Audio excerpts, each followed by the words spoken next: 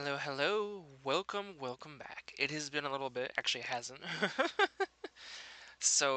I realized in my last video, I was really wanting to release it, and I didn't realize how bad the mic quality was until afterwards, and I felt really bad. So, this is my chance to kind of make another video and, you know, talk about something. But this isn't just a talking thing, this is a long overdue tutorial. So, stages. We love them. So I don't. I think there's a lot of help when it comes to stages already. I feel like people are kind of mostly okay with making them right now. Um, but I still kind of feel like I wanted to put my own words out there in a more video format. So to give any help to other people that are still kind of like stuck on this. Making stages isn't inherently very hard. I mean, like, I think most people kind of know how to make a stage or, like, what to pick for. Because, I mean, we have Smash as a basis, make a long platform. But, I mean, there is a good reason for the longest time why most stages were literally just Brawl Final Destination, I guess. So, yeah, I'm going to make a little quick tutorial talking about that. Here we are. Ta-da! No fancy pictures today. I wanted to. I feel like, I think this is something that needs a big picture for that, with a whole bunch of extra stuff on the side. It will get simple and to the point. So when it comes to law, I mean, obviously, just like it's like very similar with characters. Surf the source. Start looking up all the stuff about it. I know some people like to make stages specific to characters, and that's also good. But I also encourage, there might not be a very easy thing to pick for a specific character. Sometimes you want to represent multiple stages, sometimes you want to represent a just very infamous stage over a character specific one. And there's a lot of reasons why you would want to go for one or the other. So just watch your source, read your source, look at your source. Just look for everything, brainstorm some ideas, and obviously after that decide on what you want the stage to look like. Obviously it will depend on from person to person what you want the stage to look like itself. I think if you're making a LOL, you should try and strive for having a bit of variety with your starting stages. Some should be, maybe a few could be walk-offs, maybe some could have strange platform layouts. Some could have very competitive oriented layouts. There are a lot of ways you can do it. Obviously, some stages are smaller than others, some are bigger than others. So always make sure, just have some variety. Variety is good, variety is healthy. And if you're ever like struggling on what if I want to make a unique platform layout, well, obviously, you can look at the location itself. Maybe some platforms are just have like perfect stages that translate to a platform fighter setting.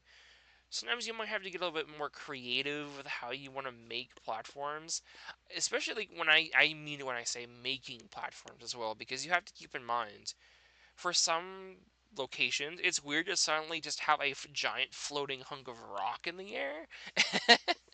So you kind of have to like pull from that location, like what's like a simple like a texture or this or like thing to have floating in the air.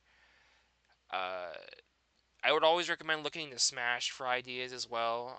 Sometimes Smash will make certain like stages have very fancy like rock and like stone monolith formations for their platforms. Some stages just have them as like simple like floating wood boards. It's different from like a stage to stage and game to game. And in the same way for LoL, sometimes you might want to make a platform more complicated looking if it's like a very fancy place. For some places, you really all you need is like a floating wooden board. But always remember, and this is like I think the reason why I wanted to make this video. Well, beyond step 4, is step 3, and it's making sure the stage actually is legible.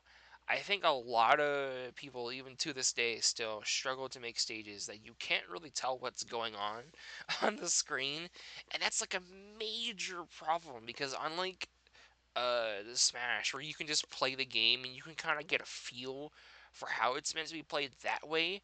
LOL is a visual medium. We're all like in the video format for the most part.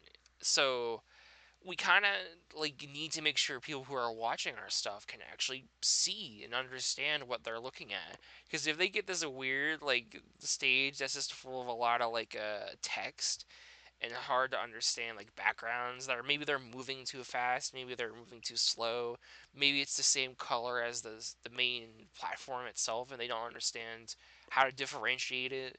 It's just it could become a mess so fast, especially if you have like stick figure characters and we have to tell those from the background. Not good, very bad. Uh, this is something that you kind of have to get a feel for what to and not to do. But also, you have to make sure, like, obviously, because it's like a. I mean, not obviously. I put it like the first thing. I was like, oh, don't make a custom stage maker in Brawl. Obviously, LoL lends itself to being a more silly medium for the stages you can make. So you can afford to be like really silly and stupid sometimes. Like so for like a joke stage here or there, it can be something really bad. But remember, if you're making a LoL video, you have to showcase things happening on the stage. So, like, don't make sure things are getting in the way of you doing that either. All right, and the last step I'll always share, and this is more personal for me. I don't know if this is a problem for anyone else, but please save your stages in separate parts. So, I think one of the things I struggled with when I started LoL, and I still struggle with this today, is remembering that whenever I am done making a stage, to save it in separate pieces. And I mean a lot of separate pieces. Because you are probably going to go back to it at some point within that month. And you're going to want to change something because something doesn't look right. I think it's a very common artist thing in general is please save your layers. You're always going to want to go back and change something because it doesn't look right. It's going to bug you for the rest of time because you can't go back and change it. Or if you have to go back and change it, you have to remake everything or like cut it out in pieces just to make sure it's like even doable. It's not fun. It's not great. No one likes that. It's a pain. It sucks. So please, for me, save it in separate parts and pieces. You'll be very happy you did. Trust me. And now, we're going to move into something that's a little bit more of a practical example of some of these like individual steps. These steps aren't very clear, but that's because I have a stage here that we're going to use as a follow up. So this stage isn't perfect. Obviously, it's not meant to be perfect or anything. This is just like meant to be like a showcase, what to and what not to do. I mean, just like what to do in general, I guess, because it's already pretty much following most of the rules, I would say. So this stage has, I'll put the layer up, like multiple parts to it. Maybe this is too many for some people. Maybe this is too little. But personally, I like to save it like just like this now. uh, you want to make sure like all of these pieces are separate. It's very important. And why is that? Because here's the thing. So whenever you're animating, depending on how you want to, feel how comfortable you are making a stage, some people like to have, a very plain looking stage with not too much in the back. It doesn't have to be super crazy. Nope, not that. There we go. It doesn't have to be anything crazy. Some people just like to make little platforms like that, and then it's all the details in the background. That's good. You can do that. But I think it's really important that whenever you want to actually start adding props to a stage, you want to make sure it's very clear that, or even just with 3D stage in general, is that it's obviously clear what's a background prop and what's a facing frontwards prop, if that makes sense. So obviously, I have this big mural thing right here in the back. It's clearly like obviously there's a gold border around the stage, but it's very clear this is meant to be a giant wall in the back, you know? And you have the crosswalk, like right here. You have all that, all those like little white dots or rectangles, whatever the heck, right there. So it's clear, where characters are meant to be walking. You want to always make sure where it's clear where characters are walking. And then all the other extra props are separate and they're in the front. So one of the things that's also important is that what if I saved this stage as it was like this, Then I would have to animate my character running through all this, and I would have to edit all the clipping for like the street lights, the lamps, the fence, the bike. No, no, no, it's just it sounds miserable, doesn't it? It doesn't sound fun. You want to make sure you just don't make yourself have to go through that. So whenever you like end up having to edit a video, you can just remove, most of this per se, and then place these four layers back on after you've already animated the character walking and fighting right there. It looks much better. I trust me on that. Trust me on that. And of course, obviously, you know, you want to make sure the stage is, decently wide. I would say, you want to make sure it has a little bit of depth to it, so like, you can tell like, yeah, it is a 3D stage. But you also want to make sure it's not too wide that it looks strange. And this is like a depth perception and like that kind of thing is just, it's a little weird. I can understand, not everyone's gonna get on the first try. Some people make things way too thin. Some people make things way too large. It will always depend on the location. If it's like in a wide open field, maybe it makes sense, or like to have more in the background. Then you probably want the stage to have even more depth to it. It's tricky. It's very, very tricky. I'm not perfect at it either, but these are definitely things you want to, keep in mind. Sometimes maybe it is better to not do a complicated set of stages when you're starting out, so you don't have to deal with all of these things to think about at once. And then obviously, a one last thing is stage background. So again, this is just very simple. It's nothing too crazy. Whenever you're working on a stage like this, you want to make sure that obviously, I mean, this might look fine. Obviously, you can tell that's a thing in the background, and this is a floating stage. But because there's like a lot of similar colors here, kind of intermingling, even to me, this kind of hurts my eyes a little bit. I don't know if it's like that for anyone else. So, one tip I will always give is that when you have something like this happen, just dim the brightness a tiny bit, and it looks much better. Like, it's only like this is only like 18 here, but already the stage is much darker in the back, and it's a lot easier on the eyes. It looks more like it's distant in the back, and the front, it's much more bright and clear and readable. That's what you're kind of like striving for.